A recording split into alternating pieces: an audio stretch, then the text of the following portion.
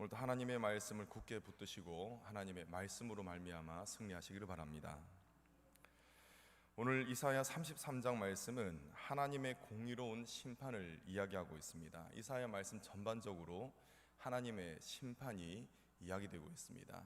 그리고 하나님께서는 반드시 심판하시되 남은 자를 두시고, 그리고 남은 자를 통하여서 하나님이 놀라운 회복을 이루시겠다라는 그 약속을 이사야서를 통하여서 하나님께서는 하고 계십니다. 오늘 말씀도 마찬가지입니다. 하나님의 공의로운 심판, 그리고 그 결과 어떠한 일이 일어나는가, 그것이 오늘 말씀에 기록되어 있습니다. 먼저 1절에서 6절까지를 보시겠습니다. 1절에서 6절까지는 믿는 자, 경건한 자의 탄원과 고백이 나옵니다. 자, 1절에 보시면은 하나님의 공의가 기록되어 있습니다. 학대를 당하지 아니하고 학대하며 속이고도 속임을 당하지 아니하는 자여 화 있을진저. 자, 하나님께서 이것을 어떻게 말씀을 하시냐면은 눈에는 눈, 이에는 이, 반드시 너에게 죄가 있으면 내가 반드시 보응하리라. 그것을 하나님께서 말씀하고 계시는 것입니다. 즉 하나님의 공의는 이 죄를 반드시 벌하신다라는 것, 그것을 1절에서 이야기하고 있는 것입니다. 그리고 2절을 보시기 바랍니다. 2절 말씀. 2절을 보시면은 하나님을 믿는 자의 탄원이 기록되어 있습니다. 여호와여 우리에게 은혜를 베푸소서. 우리가 주를 앙망하오니 주는 아침마다 우리의 팔이 되시며 환난 때에 우리의 구원이 되소서라고 탄원하고 있습니다. 그리고 3절과 4절 말씀은 하나님의 심판의 날에 이러한 일이 일어날 것이다 라고 기록하고 있습니다. 3절을 보시면은 요란한 소리로 말미암아 민족들이 도망한다 라고 되어 있습니다. 여기서 말하는 민족들은 하나님을 경외하지 않는 그러한 민족을 의미합니다. 하나님을 멸시하는 민족들이 하나님의 심판으로 말미암아 이렇게 이제 떠나가게 된다, 도망가게 된다 라고 기록하고 있는 것입니다. 그리고 4절을 보시면은 황충의 때와 같이 사람이 너희의 노략물을 모을 것이다 라고 되어 있는데, 이때 노략을 당하는 민족 역시 하나님을 경외하지 않는 그러한 민족을 의미하는 것이죠.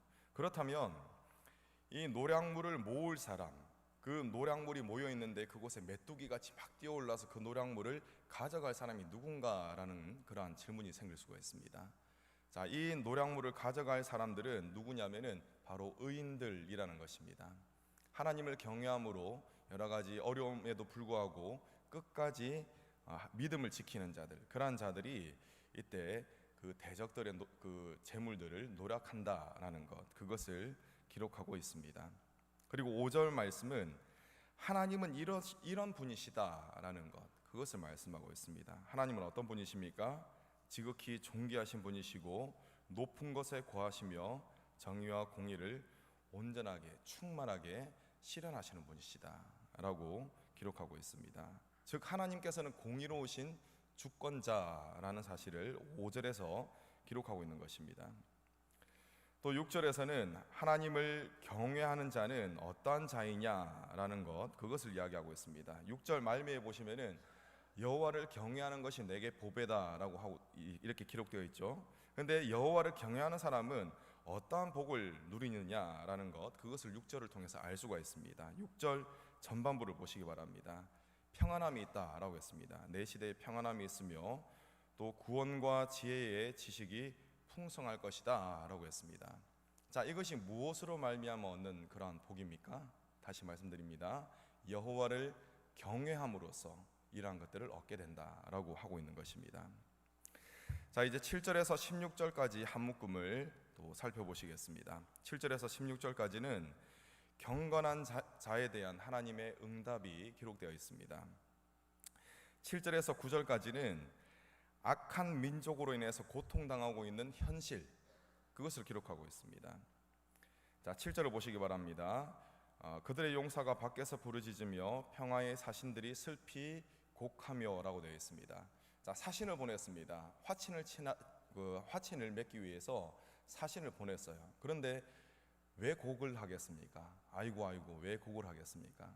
화친이 잘 되었다는 것입니까? 잘못되었다는 것입니까? 잘못되었다는 것이죠. 그렇기 때문에 원하는 평화가 아니라 오히려 전쟁이 일어났다.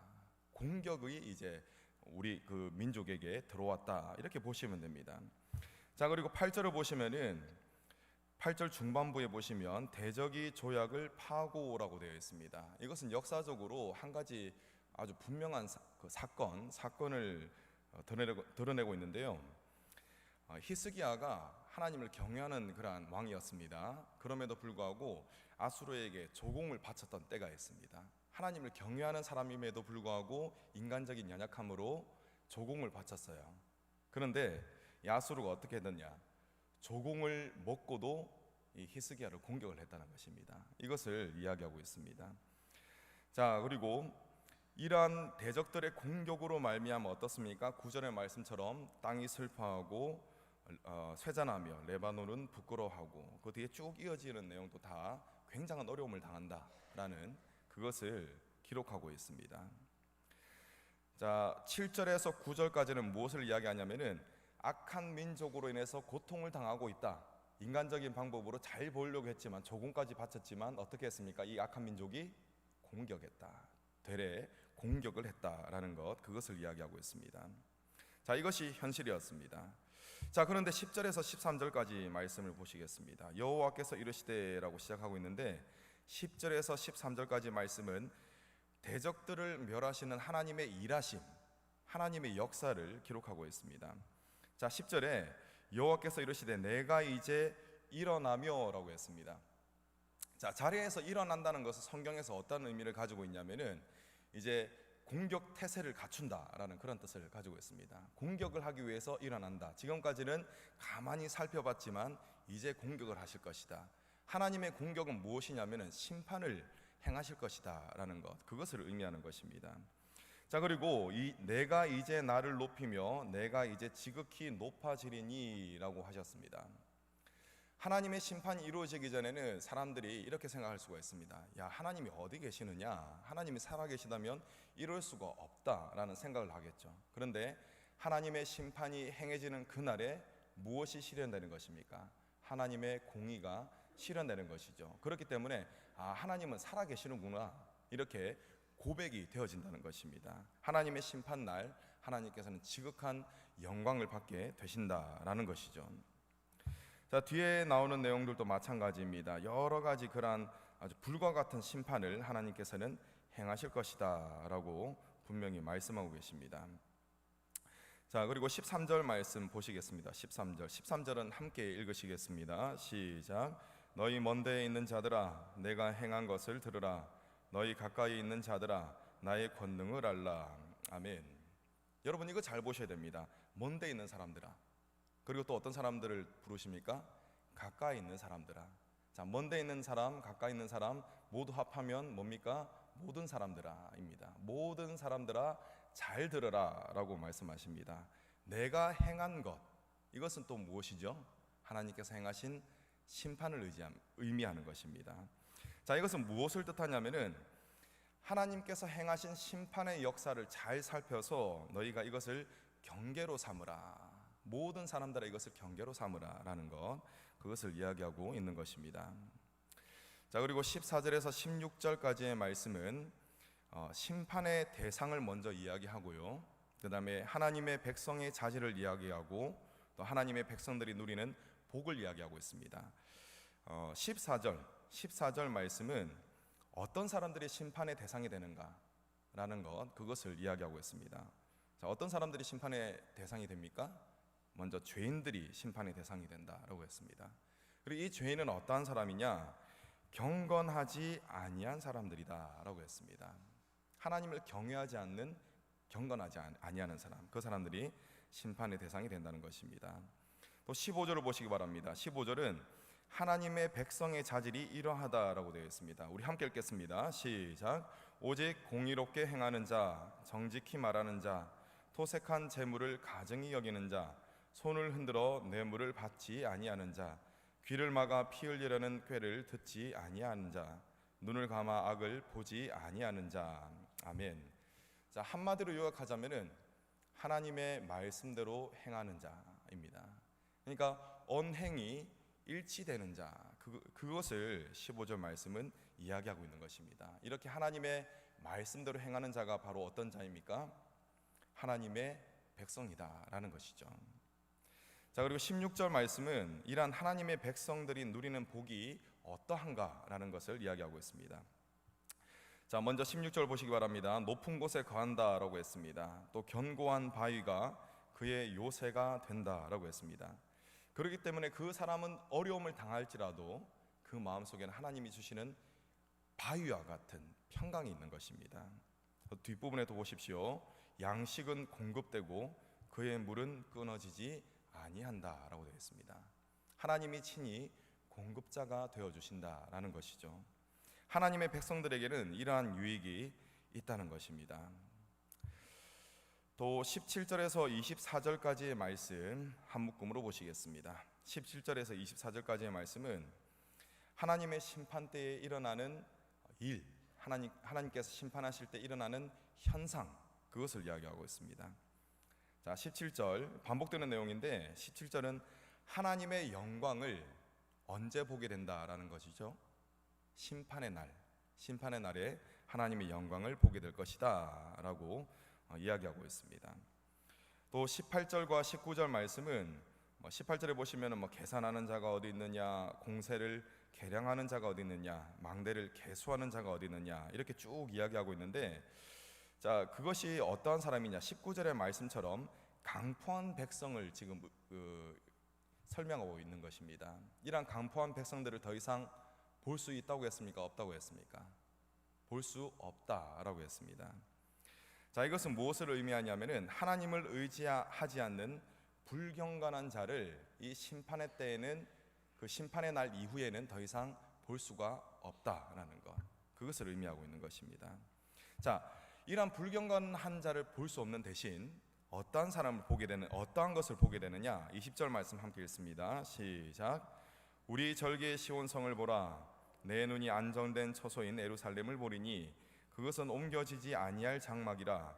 그 말뚝이 영영이 뽑히지 아니할 것이요 그 줄이 하나도 끊어지지 아니할 것이며. 아멘. 하나님의 심판 이후에 불경건한 자는 볼 수 없습니다. 그러나 무엇을 보게 되느냐? 완전한 하나님의 나라를 보게 될 것이다 라는 것입니다. 영광스러운 하나님의 나라, 어떠한 나라냐면은 거룩한 처소인 예루살렘이다 라고 했습니다. 그 나라는 옮겨지지 아니할 장막이고 영영이 뽑히지 아니하는 나라다 라고 되어 있습니다. 그리고 그 줄이 하나도 끊어지지 아니하는 어떠한 나라입니까? 완전한 나라, 온전한 나라가 바로 하나님의 나라다. 이 하나님의 나라를 보게 될 것이다 라고 이야기하고 있는 것입니다. 또 20절에서 22절 말씀은 이 하나님의 나라가 어떠한 나라인지를 더 추가적으로 설명하고 있습니다. 하나님의 나라는 하나님의 통치가 온전히 이루어지는 곳이다 라고 설명하고 있습니다. 자, 20절을 보시면은, 21절을 보시면은 여호와는 거기 위엄 중에 우리와 함께 계시니 라고 되어 있습니다. 하나님께서 함께 계시고, 하나님께서 함께 계시기 때문에 어떠한 일이 없느냐, 뒷부분에 보시기 바랍니다. 21절, 그곳에는 여러 강과 큰 호수가 있으나 이 풍성함이 있다는 것입니다. 풍성함이 있지만 노 젓는 배나 큰 배가 통행하지 못하리라 라고 했습니다.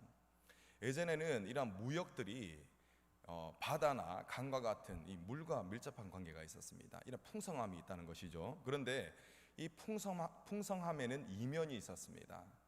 자, 그리고 대적들이 공격할 때 주로 어떠한 루트를 많이 활용을 했냐면 물을 많이 활용을 했습니다. 배를 타고 와가지고 와서 이제 공격을 한다는 것입니다.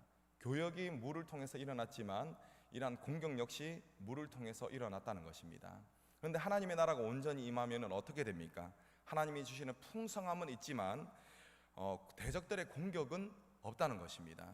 자, 21절 뒷부분에 노 젓는 배나 큰 배가 통행하지 못하리라 라는 이 말의 뜻은 무엇이냐면은 이방 민족들의 침입이 없을 것이다 라는 것, 그것을 의미하고 있는 것입니다. 이처럼 하나님의 온전한 통치로 말미암아 슬픔과 아픔이 없는 곳, 그곳이 어디입니까? 하나님의 나라다라는 것입니다. 자, 그리고 23절에서 24절 말씀은 하나님의 심판에 대한 총정리가 기록되어 있습니다. 하나님의 심판의 날에는 악인들의 완전한 쇠퇴가 이루어질 것인데, 이와는 반대로 의인들은 완전한 형통을 경험하게 될 것이다 라는 것, 그것을 23절, 24절 말씀은 이야기하고 있는 것입니다.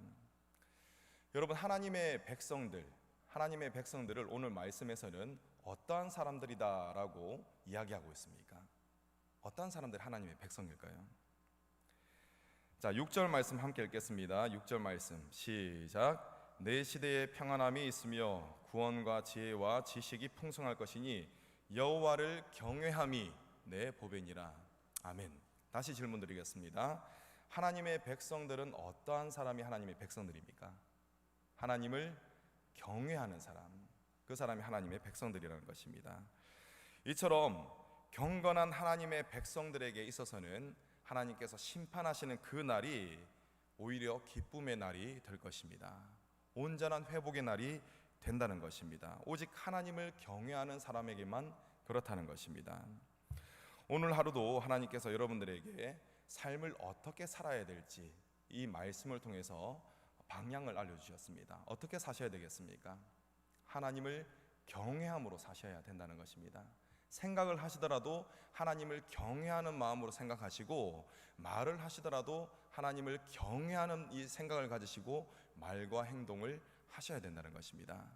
오늘 하루도 하나님을 경외함으로써 하나님께 영광을 돌리시는 저와 여러분 되시기를 간절히 소망합니다.